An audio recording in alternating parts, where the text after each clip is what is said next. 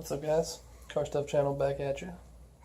So, as promised in my chord guitar video, I don't know what you'd call that, I promised to do a review video of my Jackson Dinky js32. They like my Alien and Predator comic books on the wall. Thank you, Second and Charles, one of the best stores in the world. If you've never been to one, find one. Huge comic book store, huge movie store, huge vanity store. You can get like those little pop action figures, anything you want, from Doctor Who to Alien to Lord of the Rings, Dragon Ball Z, like what the fuck ever. Like, it's crazy. Comic books out the ass. They even sell instruments in there. Like, it's cool. But anyways, back to the main reason this video is the Jackson Dinky review. So it's a JS32, crafted in China, so it's not an American made one. I paid less than $300 for a Guitar Center with the discount I had. Online, I think they're on their website, they're $400. You can get them for between $250 and $350 almost anywhere on the fucking internet. Just Google what it's called. So the guitar in question here, or in part of the video, is the Jackson Dinky JS32 again in hand rubbed oil with a Floyd rose. It's not a real one. It's a Jackson license. My face itches, I'm sorry. So it's a Jackson one. They basically take the design and modify it for themselves. Right? Is it better? Is it worse? You know, it's kind of like tires on your car. Like my Mazda, if you watch my other videos, has Yokohama S-drives. You know, there's probably a Toyo tire out there that might be better. Might be a Goodyear tire out there that might be better, which is likely to not, because Goodyear's a terrible tire brand. But, you know, guitar bridges are guitar bridges. I mean, this one stays in pretty fucking good tune, as you could hear in the last video. I've only tuned it like a few times. I turned the tuner on just to check the tune. You know, some of the strings go out of tune, but for the most part, it's in tune. So it has Jackson pickups in it, which I believe are rip-off Seymour Duncans. Whatever. They're pretty hot. They sound nice. 2 dual humbuckers. My Washburn has humbucker single, which I like, but I don't know, it's missing something. The middle pickup I don't really use either. This has a 3-way adjustable switch, volume by the pickup there in the bridge, and the tone knob, so I keep volume turned off unless I'm playing on it, and it's maxed out if I'm playing on it. So it's either on or off. So I really just need a kill switch, because I use the amp to control volume. What? Unless I'm ever in a band again and I do a show, then I'll use it to control volume. But practice as you play, right? Practice like you fight. So if you practice all the way up, you're going to play all the way up. Or you're going to find a way to make it louder. Tone, I don't like dialing it back much. I like maxing it out. It's my style. It's kind of what I do. So rosewood fretboard, adder body, I believe. Compound radius, so it goes 12, woo, 16. Again, cool ass Jackson headstock and my cool tuner. Old school Jackson logo, because it looks better than that goofy fucking rip-off Schecter fucking thing they have now. Jackson tuner heads. Very smooth guitar neck, more mature, so don't make a joke out of that.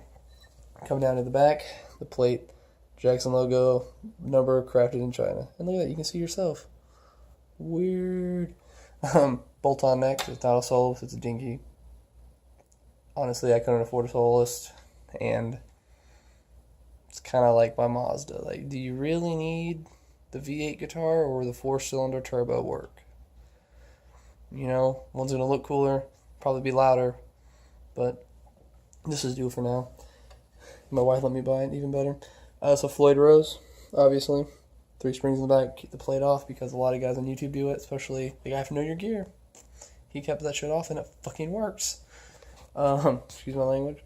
That plate just houses all the electronics for the controls and the pickups and fun stuff.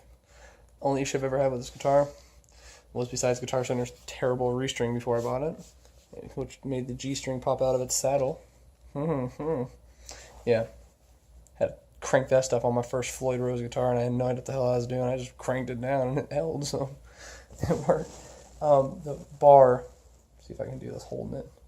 So obviously, the bar goes up or down. You can get it, hold on, get it all the way like that if you want to play like that. It would be weird, or do some cool tricks, It would just kind of flop around and do its own thing.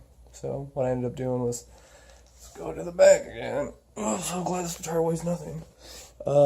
Inside there, see that little, to the side of the block? That's where the bar screws into. It's like a post, kind of like a head stud on a car, so it has a double-sided threads. Well, it's supposed to stay tight, and it didn't, and the bar would just kind of flop around, even if the bar was all the way tight. So, Allen came back, just crank it on there. You got to do it occasionally. I consider it guitar maintenance, not a chore, because, there's no need to, hate on a good guitar. For the price of $300, if you can get it for $300, that's cool. If you can get it for less, that's better. Because in reality, no guitar is worth what they're charging you for it. Like reissued Les Pauls and Fenders and all that shit. Like, they're ridiculous. Like, there's no need to pay $600, $700 for a guitar when you could buy the cheaper version of the same guitar for less. You just don't get a certain color, or you don't get a certain type of pickup. Or you don't get an official Floyd Rose. Yeah, official Floyd Roses are fucking dope, don't get me wrong. They're play awesome. But you really fucking need one? No, you don't. This is a license and it works. Again, I love this guitar. It's a great guitar. It does what I want it to do. I would recommend it for anybody. It's especially great for new guys who just are trying to get into Floyd Rose and that style of playing. That, Steve Vai, Joe Satriani, Metallica, just shredding style playing, or technical style playing. Obviously, if you want to play like real Steve Vai or real Joe Satriani, go get an Ibanez, because that's who makes their guitars. And you're going to get exactly the same tone you want, as long as you're running the same amps. But for guys like me, who don't need a $1,000 guitar, or a $1,500 guitar, and so on, a $300 guitar does the same thing. And it sounds fine. It sounds good, it plays good. And I'm just being real, guys. But like I said, I'd recommend it for the new guy. If you are fresh to guitar playing and all you parents or your girlfriend or boyfriend have bought you an acoustic, that's cool, dude. It's a cool chick. Stay with that. Don't get this guitar yet. Learn your fundamentals. Learn your scales, your chords. Don't forget your scales or chords like I do a lot. Learn your finger progressions. Learn the muscle memory. And then once you're ready to get into a new style of playing or try something else, get one of these. Not this, not this guitar, because this one's mine. My guitar. But, get something with a Floyd Rose. Jackson makes good, cheap guitars for Floyd Roses. Don't go to a certain name brand music store, whose initials are GC, and buy a guitar that is specific to them with a Floyd Rose, because it's probably just going to give you trouble down the road. Jackson's a well-known brand. Everybody sells them. Everybody has them. It's like Chevy. But they're better than Chevy, because they look better. Obviously, I'm a Mazda guy. But, so, if you're more an advanced guy and you just want another guitar with a Floyd Rose, get a fucking Floyd Rose, man. Get this guitar, this dinky, not this one, this is mine. But, just get a good guitar that'll rock and just have a good time with. That's all you need.